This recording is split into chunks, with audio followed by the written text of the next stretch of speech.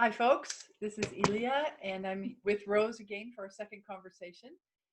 And we've been speaking about beauty, grace, and joy. Those were the first three words that came to me when I was just this morning, just before this conversation began. Um, just in a moment of contemplating Rose.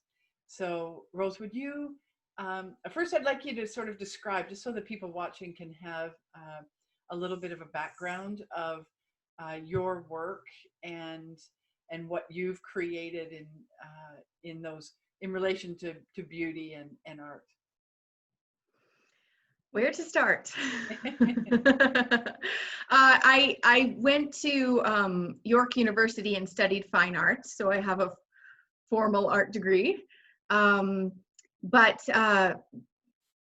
that seems sort of insignificant, really, in the conversation about what beauty and art really are. Through the years, I've always found some inspiration of some sort in order, and I've thrown myself into painting or creating wearable art, creating interesting meals that I can share with my family and my friends, creating a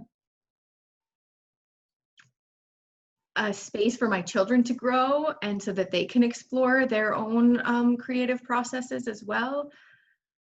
I was recently my friend shared a video that I didn't even remember, of my children and her children and maybe even some other people's children. I had a lot of kids over at my house when my kids were young, and they would make videos and plays and murals, and I'd let them paint the kitchen cupboards or the back fence or whatever they felt like doing. And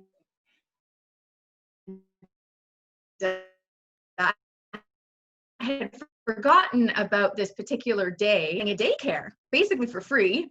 But the me now that has kind of gotten beyond having the young kids, I thought, oh boy, I'd forgotten how it didn't feel. I didn't hold on to that as being something that I did for somebody else.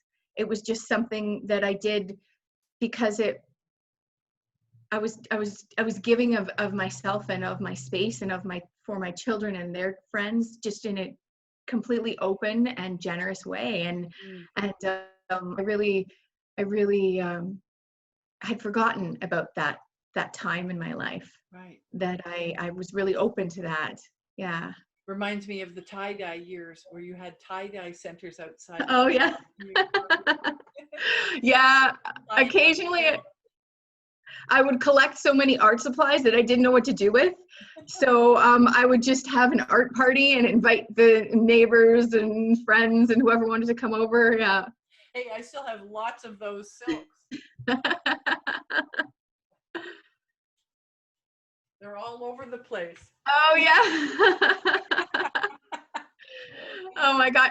Like when you asked that question, there were so many things, and dancing, belly dancing. Right. We belly danced together, and I threw myself in the creative process of costuming myself and everybody else through that as well. We used to paint on our bodies, henna our bodies prior to a performance, and and that was like, to me, that was very ritualistic. You know, we would come together and we would dance together weekly, and that was more of a, like, for me, that was an expression more of a, well, it had very many levels, like cathartic and you know, like it was like an inner process, and then looking at how that inner process organized itself with others in a way that we were dancing, you know, different, you know, not random, but we were actually in coordination with each other. So that required, you know, that requires another level, not just this independent process, but then reaching it out to that. And then when we would have a performance, that became to me like the ritual aspect of what we created. and Mhm. then you would come with your henna and paint our bellies, our hands, our faces. That was a really beautiful time. That was a really Yeah. beautiful time. Yeah. Yeah. I, I think that often when there's something that we're resisting, we play that over and over in our head. But when we were in a place where we were just fully and freely expressing, um, yeah, those memories, they're not as, they're there, but they're not as as available at the forefront. And Mm, it's interesting. I think about that sometimes, like mm, when we're just like, what is creativity? It's not just about making art. It's about mm, expanding our awareness to being able to imagine things. And imagination isn't just, um, it's not just making something up. mm, mm, It's it's being able to have access to a different way mm. that's Internal. not so concrete, you know? It's Yeah, internal. The image, it's the internal. imagination is inherently internal. Yeah, And I yeah. sort of I put that together with where we're at on the emotional body, where we're resonating in those moments. So, it can be Mm-hmm. such a, that's why it's so individual, even for each person. It can be different from day to day. Mm-hmm. That resonance can be very different. So Mm-hmm. the place where we're imagining, where the I was reminded yesterday with Drimbalo's work that seeps into my work, very definitely, because with the opening of the pineal, and to whatever degree that becomes open, that's where the real imaging, the imagination, really flourishes. But then Mm-hmm. to bring that energy that has opened, whatever we want to call it, in yogic philosophy we can call it the thousand petaled lotus, or whatever we want to term it. But when the emotional body has reached that point of enthusiasm, where it really just opens in a beautiful way, then we take that imaging. This is the key point here that I was really reminded of yesterday, and was like, okay, remember. So to take the imagination, because see, here in the pineal, even though it is a connector to source, and you know to through the entire body, from the earth to the sun, and to, all other things, it is also where the dualistic format resides.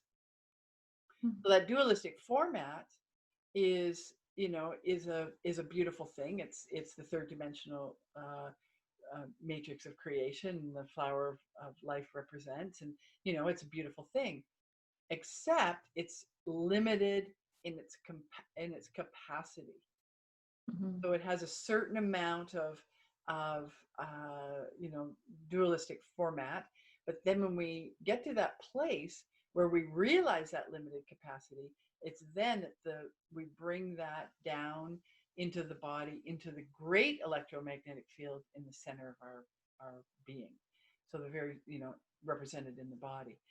And when we can, there's also this interesting thing that happens when that energy, which the ego actually likes to take over and take a lot of credit, and a lot of, that's where the mess is made, essentially in that dualistic format. And then, but when it comes down to the unity consciousness of the center of our body, there's that dualistic format drops away. So it's like and it's not leaving this behind. It's taking the energy of that Mm-hmm. and bringing it into the oneness. Mm-hmm. And that happens in the heart. Mm-hmm. That happens in the physical body, at least. It happens in the center of the body, what we can call the heart. It's just a term. So, and that's where the imaging isn't dualistic. So the Mm-hmm. imagination there. So the imagination here is lovely, and we've all experienced that. We've all laid on a in the grass and closed our eyes and had beautiful inner visions, um, you know, brief or not. Like I remember as a child, just hours and hours and hours I would just spend outside, just watching the images as they, as they would present themselves, and just having so much enjoyment around that. And so, bringing that, but then, realizing later in life that those formats are basically dualistic. So being able to come into the oneness, that true, it's actually, I think the word imagination is actually limited when it comes to that space. It's where we connect, and where we can, there we can truly create. Can you give your thoughts and feelings and experiences on that? Um, yeah, I'm trying to formulate a word that would make the most sense, or to articulate it verbally about imagination. I think it's like opening to greater and greater levels of conscious awareness. Mm. If you or being open to the possibility that there are greater levels of conscious awareness, it's and you can bring that into your being. I've I've often had moments when I have been in this tremendous creative spirit where people around me wonder, how did you do that? Like, you just seem to be puking these things out or something, like it came out of nowhere. Um, but it didn't come out of nowhere. It came out of a connection to source, and an opening to that, and an allowing, and an imagination that happened. The creation of it happened before I went to make it. Mm. The creation happened inside, and then it just was effortless on the external in order to do whatever it was. And that, I mean, that's not always that. I don't always have those experiences, but I've had them, and maybe more than other people, and so they don't understand. And I don't think I've ever really given much thought to the process of it. I just do it. Mm-hmm. Yeah. So what you're saying though is that the the time is taken prior. Mm-hmm. Are you saying that you find the connection to source, Mm-hmm. and from that connection, then the creativity flows? Yeah. So essentially though, you're making time for that connection prior. Yeah. So that could be a real key point for people who are desiring creativity in their Mm-hmm. lives, because I see Mm-hmm. a lot of sort of external struggling around people attempting creativity. Mm-hmm. Even as far as writing, you hear about the writer's block, or you know and you said early in our conversation that I don't think was taped, that there's like a process that Mm-hmm. happens, and it can't, sometimes we're waiting for inspiration to hit, or Mm-hmm. or sometimes we're and I hear that with writers, and I've experienced that myself, but I let that go a long time ago. If I'm not inspired to write, I don't even attempt it. If the Right. See, inspiration, that's how I feel about creating. If I don't feel inspired, I'm not going to force it, yes, uh-huh. because the time that I'm not inspired is the time that I'm creating, or I'm like, that's just as important to the Yeah. process. So if you find yourself in a place where there's a desiring to create, yet the Mm-hmm. inspiration isn't present, then Mm-hmm. the answer seems to be to connect Mm-hmm. within, Mm-hmm. and find that space, which, as you Mm-hmm. know, is not It's Yeah. much easier said than done, Yes. because going through the emotional body, and we Mhm. spoke about this earlier in another video, that going through the levels of emotion, getting to the place where we can even fathom the opening of the pineal and experience um, the creative force there, the imagination, the inner imagination that is within the electromagnetic spectrum of what we can call the brain, or the what is going on in the brain and the endocrine system within the brain. That by taking that, um, like to the next step. Mhm. So that, I think that's really, really important for us to remember, is to take that and really make that next step by consciously bringing that energy into the center of our body, and Mhm. and allowing that energy to and that awareness of that energy to be connected to the earth. So that's it. There becomes this looping, and I remember the times when I spent years actually moving that energy um, through Drimbelow's work. All those years with Drimbelow's work. That's extremely. I was reminded yesterday how extremely important that work is to the human consciousness field. That work that Mhm. Drimbeleau brought forth, and just making that time. Yeah, Mhm. making that time for But it. I think Yeah. we can express to the level that I spend a lot of time clearing and detoxing, and on many levels. Um, yeah, I don't always want to, but I do. Yes. Sometimes I fight it, and then I say, oh, well, what am I resisting here, really? Right. Right. That's just complicating it and making it more painful than it needs to be. So it's not I think people who walk around with a sort of mystical sense of joy or grace or beauty, um, true beauty, are are a bit of a mystery to most people. They don't understand. Like people want to try and figure you out and think that there's something that you're doing, um, some in a manipulative way, in order to have to be that. You can't. Nobody can be that nice, or nobody can be like I see it in my daughter, Mm. and how things play out with some of her friends, that like there couldn't possibly be somebody that had that pure of intentions for a collective group of people, Mm. because they don't understand that somebody could actually have that pure of intentions for a collective group of people. Mhm. Yeah.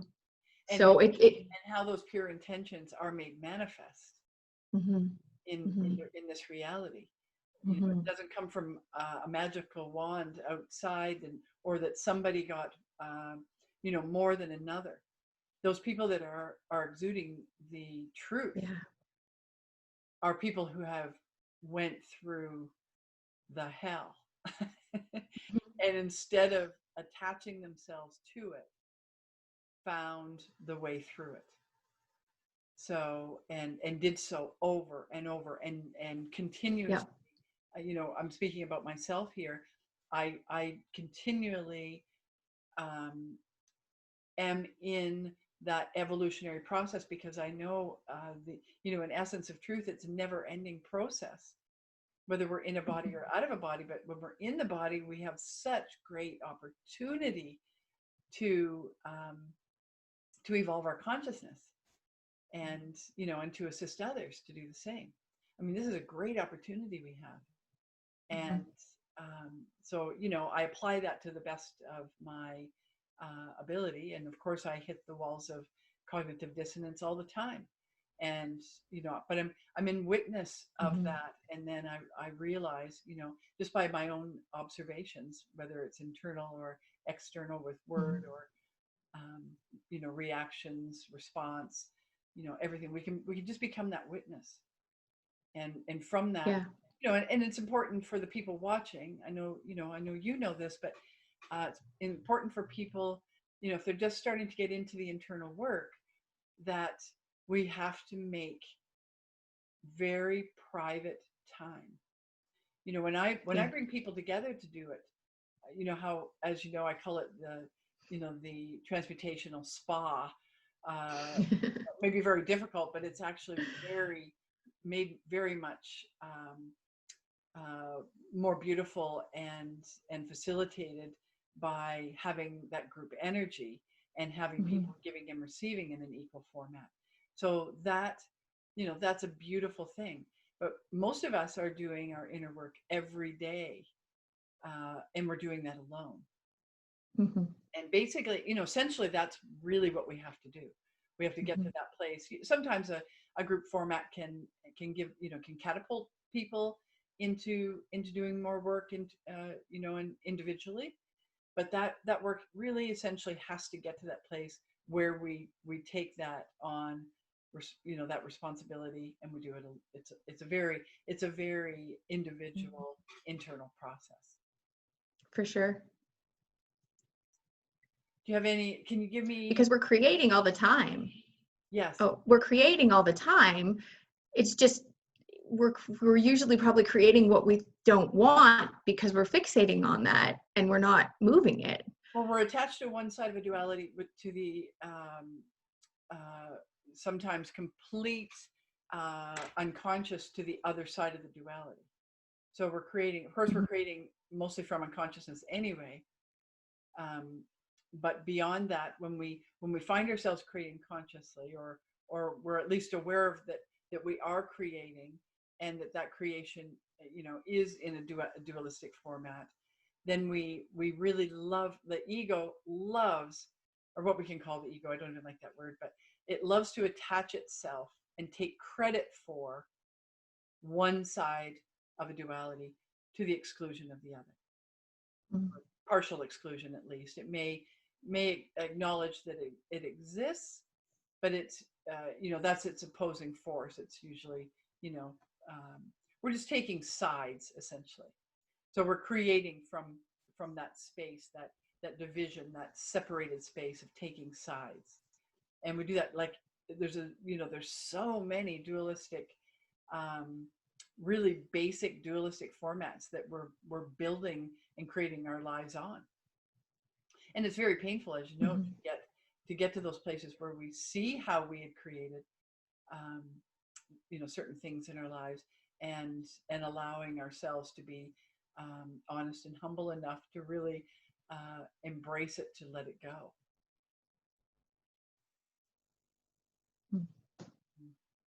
Yeah, it's a trip.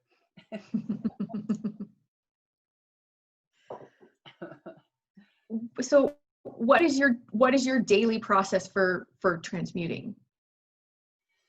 Like Well, what would you suggest to somebody who was wanting to do this work? How do we start? Where do we start? okay. Well, the first thing, because we came down from, I'm talking consciousness. I'm not talking about, some heavenly host, but in consciousness, we came. I'll say came forth into the third dimension. Let's say that instead of the up down ideas. So we came forth into this physical reality, first from spirit. So energy, the form of energy that we are, that is we can call it our soul. We can term it that. So our soul energy, our soul vibration, but that collective that we are individually, comes down, or comes forth. That's a really good one. I'll have to really remind myself of that. Comes forth into, um, the mental body. So the mental body is, and that's where we can say descending, because we are coming into a slowing of a vibrational energy in order to make it physical. So we first come, um, aware of the what we can term the mental body. So that mental body is, also, um, holds the emotional body. The emotional body is part of the mental body, but it comes third. So then the emotional body is formed, and then what is already there, but it's coming now. What I'm saying is it's vibrationally coming into form is what I'm describing. So when it's vibrationally coming into form, we are slowing the process down until that energy that contains the soul, which contains the mental body, the emotional body, comes into physical reality at conception in the human format of how we create here on this planet. So then the physical body is formed, and it is containing all of those other things that came first. The great example of what we were just talking about earlier, about how creativity comes into being, in terms of art, in terms of beauty, Mhm. in terms of grace. So it's Mhm. exactly the same format. So as we come into the physical form, we're containing all these things in consciousness, and the unfolding of that, or the evolution of that, is is always going to begin on the physical level, because we're going back, we're expanding. So we can call it a contraction, if you'd like to use that term. When we're contracting, condensing is probably a better form to say. And so we Mhm. are condensing into a physical, and then in consciousness, we are then um, going back the way it came into contraction or condensing. And through that, we have to start in the physical realm. So to answer your question about where to begin, it has to be physical. So we Mhm. have to get these physical clay vessels with all of its electricity. It's all about the electricity, getting the electricity moving, and getting the energy centers that we're all very aware of now in 2020, to get those flowing, get the energy moving in those centers, which requires very simple, fundamental, nutritional. Um, it's a really big topic, because we have to look at anything we take into the body, anything that we're either eating, breathing, uh, anything that we are exposed to affects this physical vessel. Mhm. So we need those hormones. We need the raw protein to keep those hormones being produced, and we need that every day. We need certain components to make the physical body vital. We need, the breath can really be important to that vitality, to bring that vitality into the nervous system, into our bloodstream. I mean, there's so many different ways to do it. So so physical is and we can find a zillion ways to every day to up our physical vitality. And so that's the place to start. So we say there are three, in my body of work, and I say we say because it also comes from other works. So we say there are three physical components, and that is the first one being what I just described about nutrition, and what we surround ourselves in, that affects the physicality. The second one being stillness, and the third one being the breath. And that's the unceasing breath that we practice. So those three physical components allow and expand the consciousness into the awareness of the emotional body. And then from there, we have three components for transmutation. I call them the three powers, as I've spoke about so many times and written about. And those are simply love, forgiveness, and gratitude. So if the energies of those three powers are brought into our emotional transmutation work, then really that's all we need to know about emotional transmutation.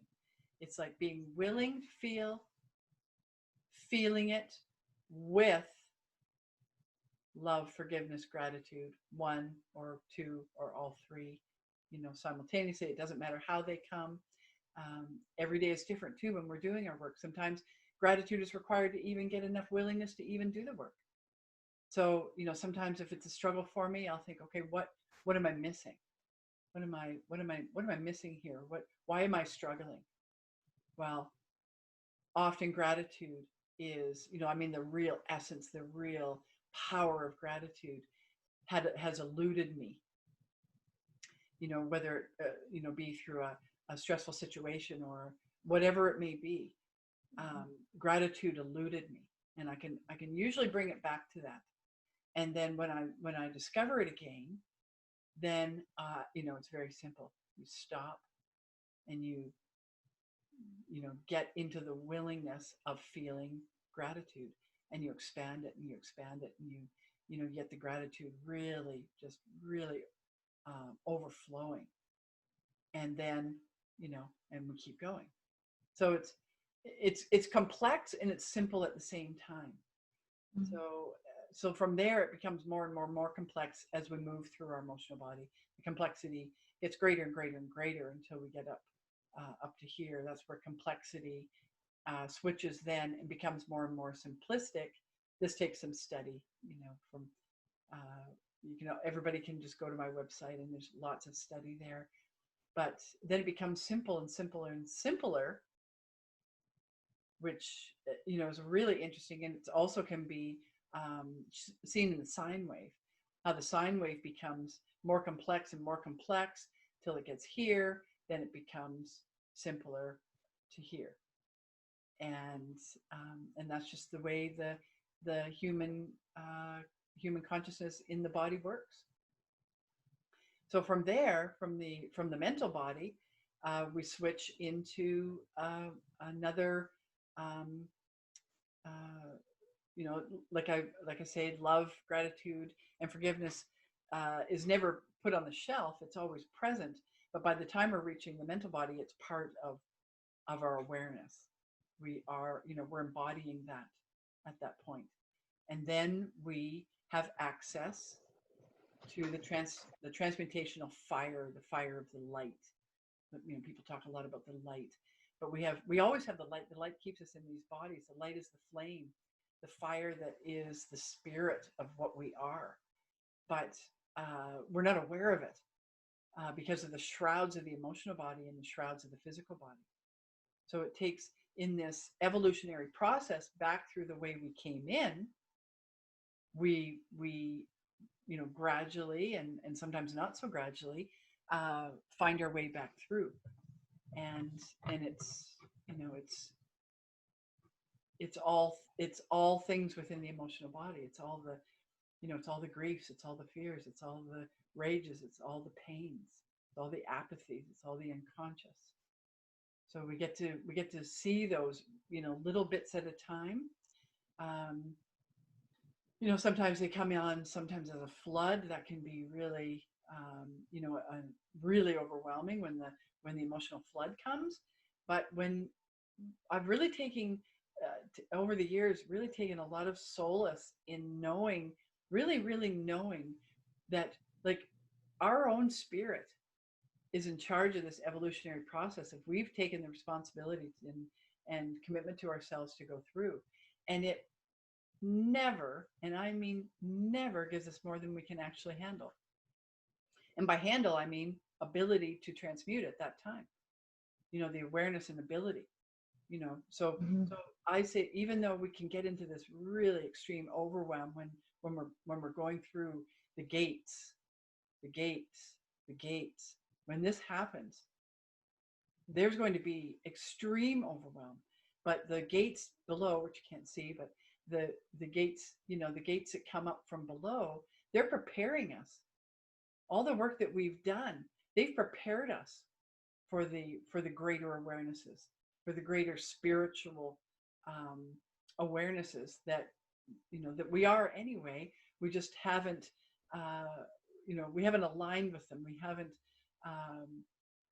gotten to that place where we've moved enough energy to get there. But we do eventually, as we do the work. It's inevitable. But it takes recommitment, more willingness, intense willingness, intensification of recommitting to the process. It can be moment to moment. Mm-hmm. Yeah. That's kind of a long answer to that. But I've viewed some of these videos that we're creating, and I've seen where people could get, like, I'm going over it quite a lot because I can see where there can be a lot of confusion. I want to put in here too.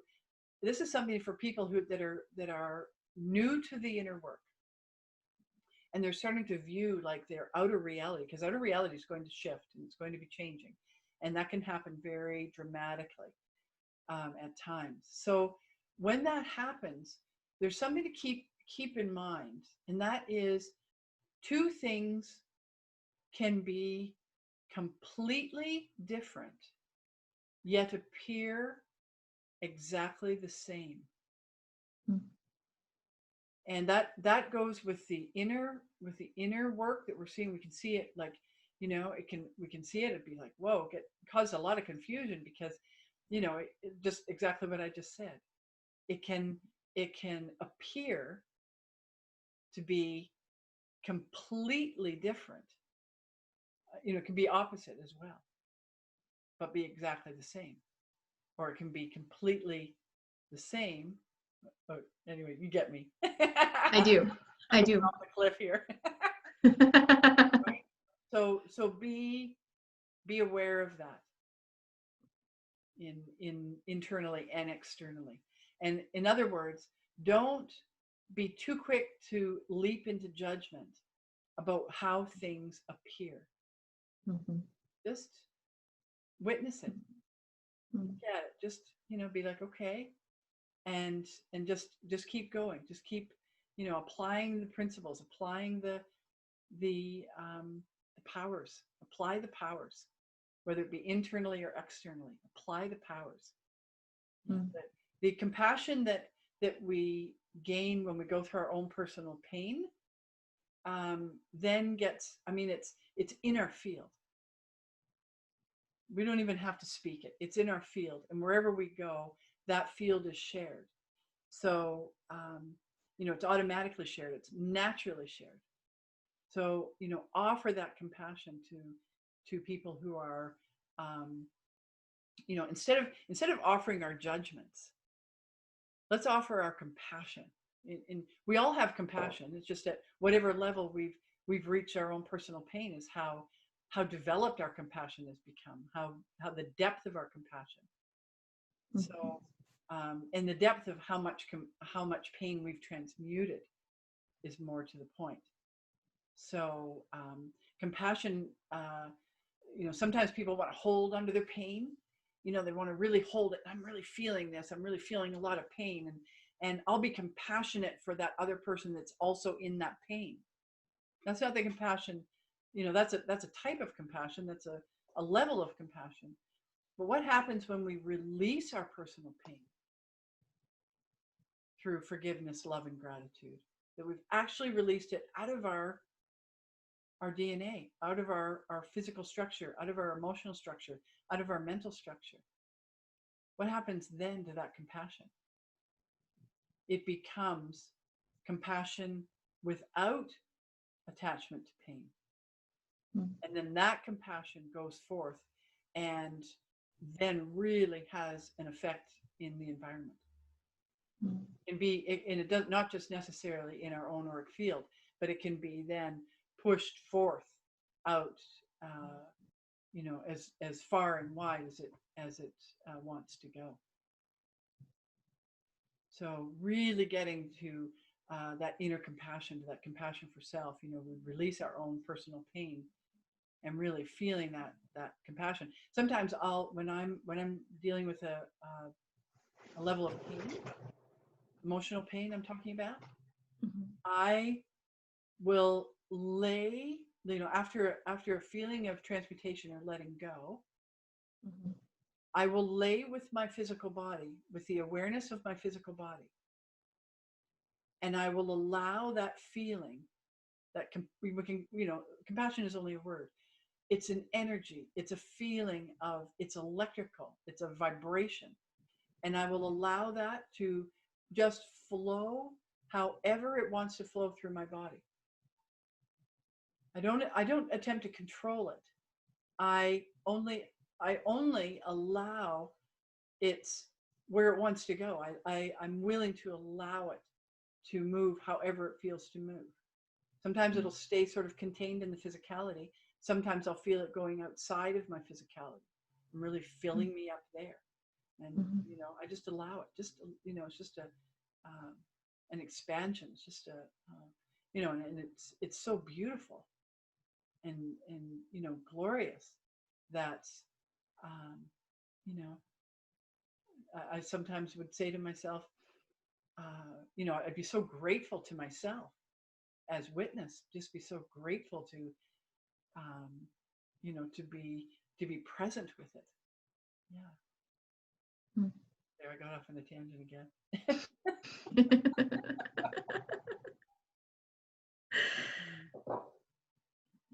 I don't remember your question. Me either. You probably answered it. But I think one thing that I've been looking at lately is the concept that we have of time. Because when, you know, as we descended into this physical awareness, this matrix of physicality, we developed this concept of time, and it has its appropriate application. You know, the idea of no time, or the idea of the actual now, actually doesn't exist when we're in physicality. It's a concept, but it's not something that can exist. I realized that very rapidly when I went to 0 ohms resistance, and many times throughout my lifetime, but particularly the times that was monitored in the you know, at Doug Morrison's visualization and consciousness courses, or that one course he did that I attended. And when you get to the 0 ohms resistance, which means you have no resistance within the physicality, I met with a group of beings there. I was very aware of my physicality. I was still witness of my physicality. I knew that I was in a physical form, but I also knew that I wasn't. So I met with beings there, and those beings, and this is not a near-death experience. This had nothing to do with that, or leaving the body, you know, leaving the body astrally, or anything like that. That's not what I'm talking about. I'm talking about maintaining a physical form while being in 0 ohms resistance in the physical form. And we did that through very advanced disciplines. I'll add that in here. So very advanced disciplines, you know, is a space where this may occur, because there's such a control of the physicality, of the emotionality, of the mental body at that point. Then there is an awareness, and the awareness allows for you know, us to go into what's termed 0 ohms resistance, which is an electrical term that measures the electricity in the body. So you can study that. I'm not the best one to teach about that. I can experience it and know what it is through experiential efforts, but my mind isn't in the mathematics or the constructs around that. So, but I've studied it, and anybody who has the you know, the desire to do that can look at that. So with that experience of 0 ohms resistance, I was shown that I had choices during those periods of times, that I could continue on. It's a healing crisis, by the way. You're going upscale. You're going the way you came in. This is I described earlier. So it's a healing crisis. You're going up. You're going back. You're in expansion mode into spirit. Back where you came. Back from where you came. But I'll add in here, without death. That's a very important part of it. So you're not going through the degeneration process that we have termed death. You're going through the evolutionary process back to spirit. Yet I was shown, at least at that particular time, which was 2005, when those four times occurred for me. Um, I was shown at that time during those moments. One was a few minutes. One was I think one was about a minute and a half. One was about 4 minutes. But that was in retrospect that other people told me. I had no concept of time when I was in the awareness of zero ohms resistance, during zero ohms resistance. So, but during that time, I was shown if I wanted to go back and continue the work, I could go on, and I had the choice to go on without a physicality through the evolutionary process. I had that choice to go out and be, be in the spirit realm and work from another place. Yet, I also had the choice to come back come back the way I came. And it was, very quickly. It didn't, it wasn't, and it wasn't, a painful process or anything. It was just very quickly came back into the body. And I had, then full awareness, but without forgetting what had just happened. I had full awareness of what had happened and how I came back through and back into the physicality. But I made that choice all four of those times, and other times earlier in my life, even as a child, when I would have those same experiences. I made that choice, and I was shown things of, what I could do, and they were always a choice. What I could do if I maintained a physical body. So I made that choice, and I'll be honest, it wasn't a selfless choice. It was a choice of, it wasn't a selfless choice to serve humanity. In other words, it was actually a very personal choice that I made, and I remember very specifically that I made that choice based on my four children. My children were very young at that time. My youngest was 10 years old in 2005. So I made that choice to come back and be with my children, and I felt the selfishness within the choice. It wasn't just for my children; it was for me. I wanted to experience my children. I wanted to be with my children. I wanted to see them grow into beautiful adults. I had that feel. There was those feelings inherent in that choice. So it wasn't from a fully enlightened state of being, is what I'm saying. There was emotional components to it. So, and that's what I did.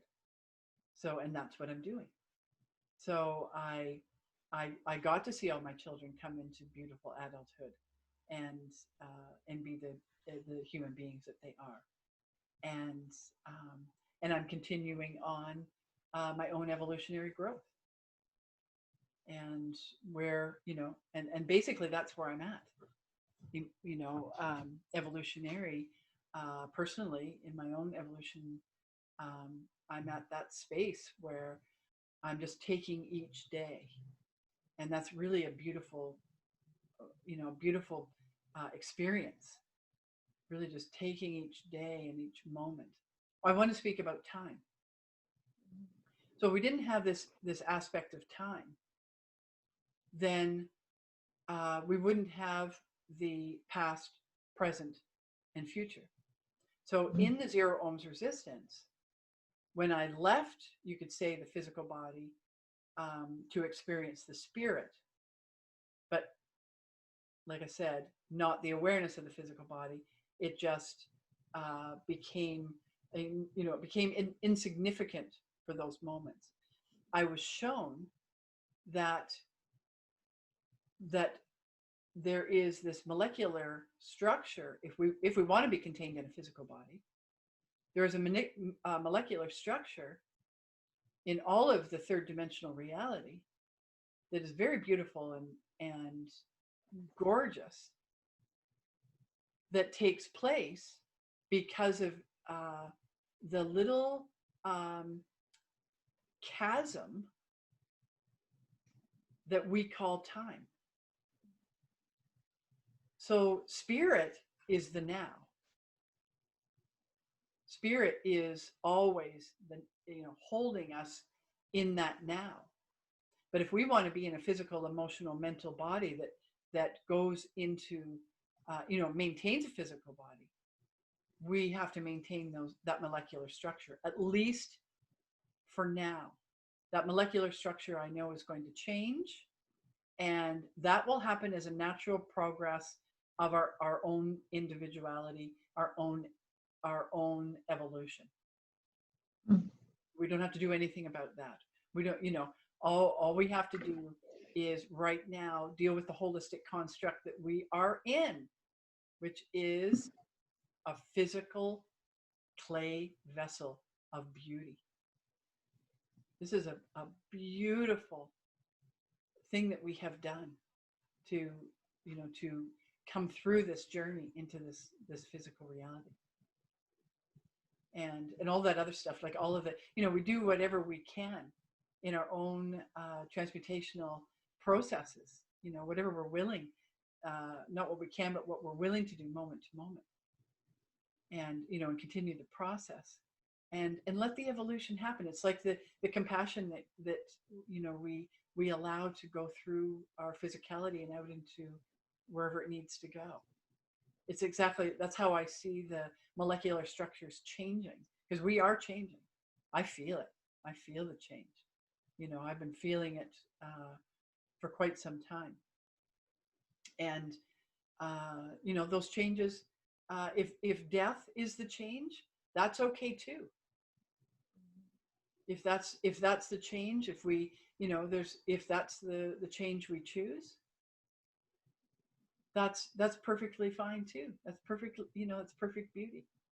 Nothing wrong with death. I've heard people lately sort of condemn death and our idea of death. Well, I get it. It's a program. Death is a program. I've worked with the death crystal for a very long time. There's a lot of programs in the degeneration, regeneration format of this physical realm. Mm-hmm. And we have to have the degeneration. The degeneration, of course, all you got to look at is your living soil. How would soil in this reality, in this third dimensional reality, how would our soil structures, how would our trees, our plants, our all beings on this planet, our oceans, how would anything work if there wasn't a degeneration system? The fungi is how it even, in this planet, in this little planet that we're on, the fungi was the degenerative process and then the growth process that came to make everything else flourish. And it's still true today. Mm-hmm. So that degenerative process that happens, the sloughing off of the cells, the regeneration of that happens when we degenerate certain parts of our body so that others, so that it can regenerate. It's the beauty. It's this process that we've, the creator of, of all the dimensional spaces that are numerous. This is not the least beautiful. This is not the least graceful. This is not the least joyful. And quite, it could be, the what you said earlier, Rose, about the, when you go in and you have the, you have that creation, and then what comes from that, whether, through art and beauty or whatever comes from that, is the gorgeous evolution of that. Mm-hmm. That's this plane. That's this plane of existence. It's just that we've muddled it up in the brainage by the judgments.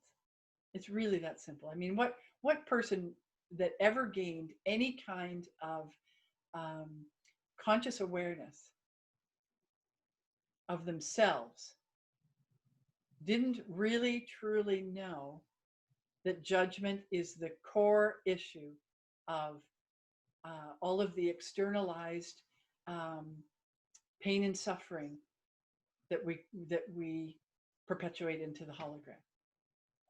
Mm-hmm. We find that in our emotional evolution. We find that, and then we release it, and we find it, and we release it, and we find it, and we release it, and we keep on doing that. Mm-hmm.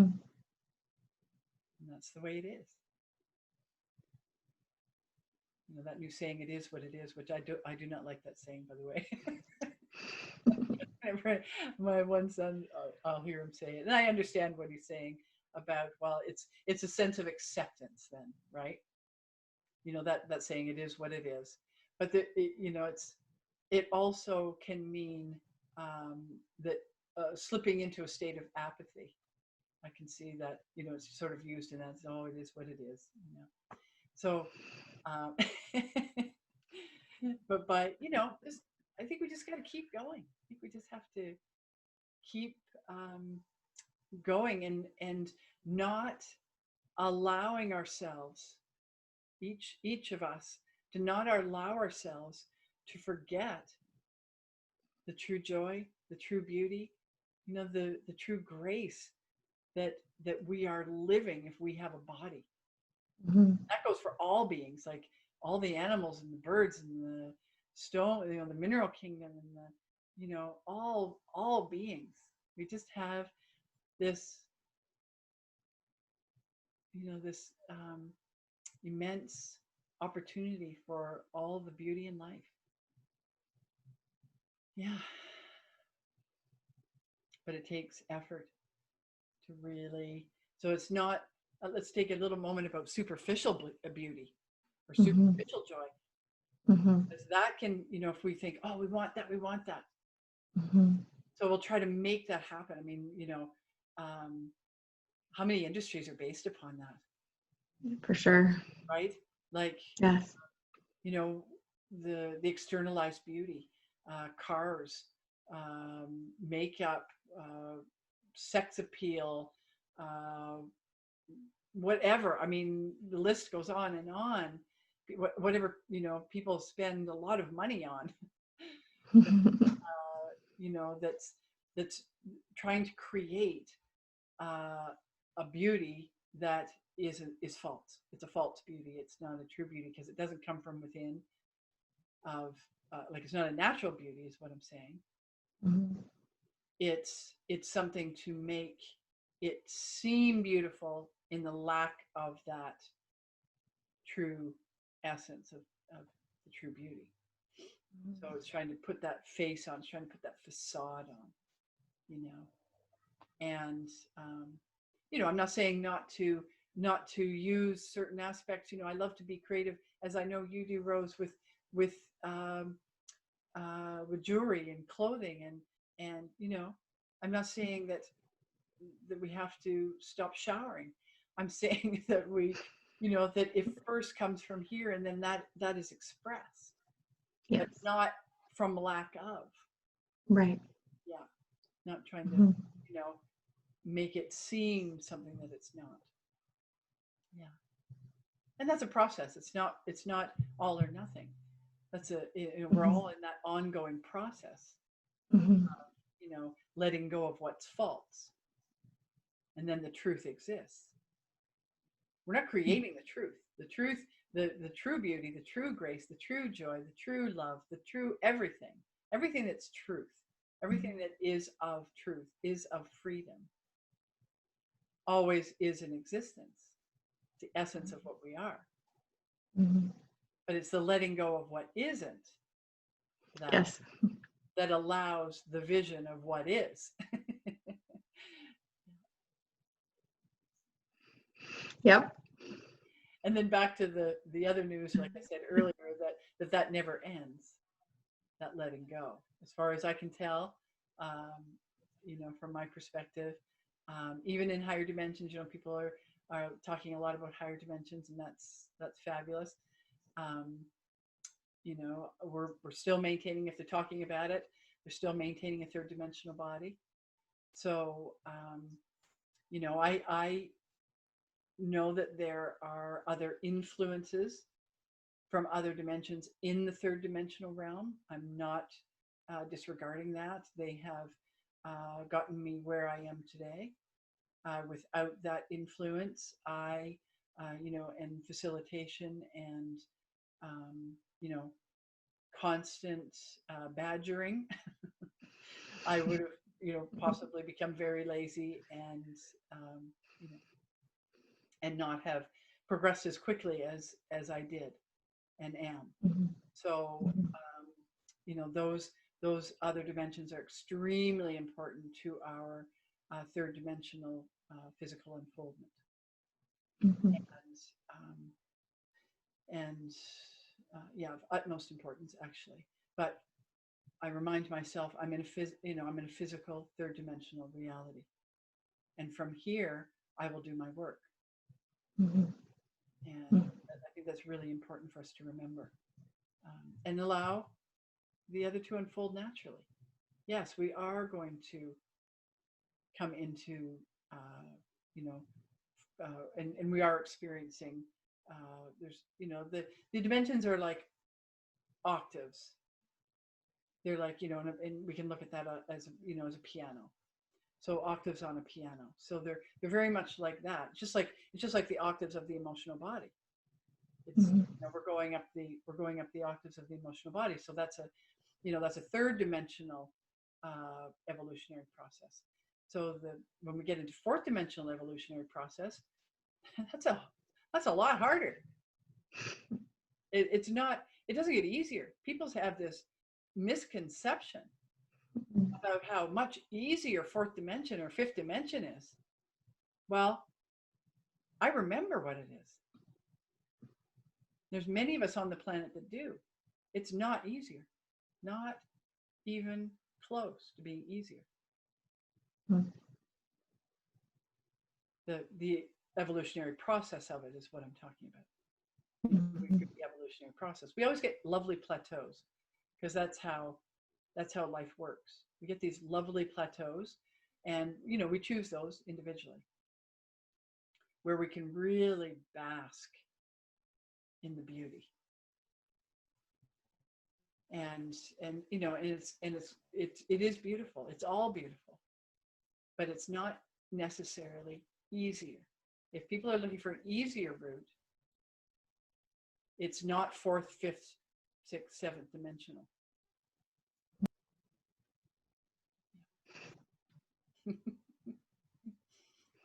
In fact, and then the biggest thing about going into the other dimensions, it's natural that it becomes much and more of a natural process. Where here, if we do something nice for somebody, we've really, whoa, we're just patting ourselves in the back all day because you know we've it's you know a big deal. Any kind of real true service here is quite uncommon. There's a lot of you know service industries um, that you know that claim to be doing service, but uh, you know I question the agendas behind that. So, but true service in the evolutionary format of dimensional levels just becomes more and more and more natural. So it's not difficult. The service part isn't difficult at all. Mhm. You know, it becomes like the beings that come to us. If we are in an evolutionary process, and this is where grace comes in to this conversation. I didn't know where the grace was going to come in. When we are, you know, when we're in true willingness and we're really in that evolutionary process, we are given that tremendous amount of grace from those other realms, from those other dimensional realms that in you know what can be and sometimes isn't invisible, and what can be and sometimes isn't audible. If we listen closely enough to a tree, or if we listen closely enough to a you know some being in the stone uh, realm, or you know the element realm, or if we listen to somebody, something, some spirit closely enough in another dimensional realm, if we have our you know our willingness to hear and not necessarily with the ears, then we will be given that grace that really assists us in the process. You know, and I really recognize that grace when when you get like serendipitous times. I love serendipity, and that's grace in action. That to me, when I have a serendipitous meeting, with either a person or how things like just come into a really beautiful flow. I know I just get so grateful about that, because I know that is grace in action. And I know that grace comes from my own inner willingness make the effort and do the work and release anything less than love. I hold on. I can really hold on to things. But I always get to the place where I recognize where I'm holding, if I'm watching, if I'm witnessing myself closely enough, and I'm then really willing to let it go. And when that happens, the grace comes in and the serendipity and the flow happens. And that's where the beauty and the joy and everything occurs. I think the responsibility, I want to clarify something a little bit more when we get to the, when we're talking about the other dimensional levels. I think when I say it gets harder, okay, I want to clarify that. The responsibility grows. So you're not just responsible for this little vessel any longer. You are gaining in your response ability. So when you're gaining in your response ability, your ability to respond energetically, then you have a containment, an energetic containment that is more vast. And in that you are, and like I said before, naturally just offering that for others to do the same. So you're just basically just allowing that energy to assist others, facilitate others. But when you're in the other realms, here's a really interesting thing that I love, because I see how people love to be noticed in this third dimensional realm. If they're, it's a great thing if we have trophies and we have flags and we have, all these things. We love to be noticed for anything that we do.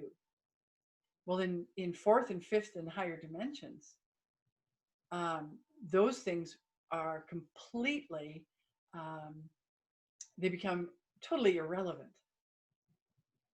The noticing, because noticing doesn't matter anymore. Keyword is matter. So, there's nothing to notice. There's nothing to, there's no hierarchy anymore. There's no pedestals. There's, it's, that just dissipates into,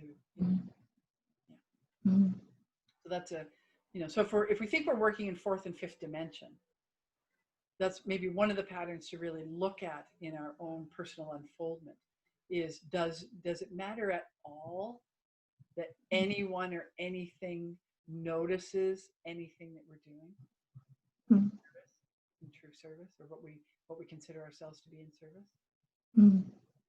Is there any dregs of that pattern still there? And if there isn't, if we can really truly, and then we don't have to, nobody has to acknowledge that either. That right? There's nothing. There's acknowledgement. We're already there. The acknowledgement ceases to exist. But if we can recognize that within ourselves, then then that true service really formulates and really is then, however we choose to do it at that point. We can choose. We can choose silently. We can choose any form of service. Yeah. However we're inspired. Yeah. Whatever's, I get my inspiration in the very early morning hours for the, either for that morning or for that day.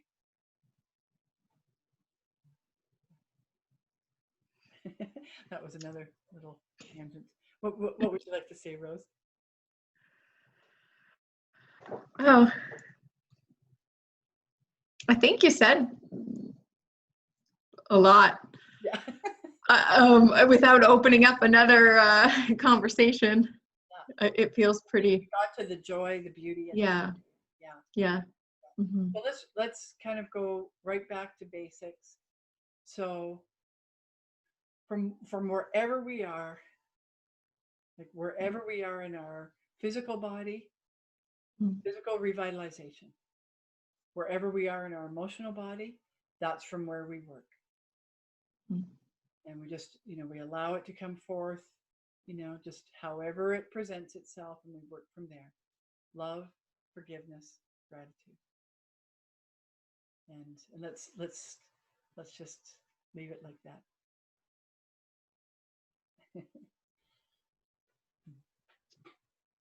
Thank you, Rose. Yeah. Yeah, hold on for a Thank little you. while after I complete the video. So, Rose, did you want to share your work and your website? Not right now. No? Okay. Yeah. Okay. Yeah. Okay. Well, everybody, like if you're on the YouTube, I have my website on the YouTube. People can find me there and connect with me there, and my email's there. So yeah, and if anybody wants to comment and give feedback, I welcome that. So yeah, okay, let's end it there. Okay.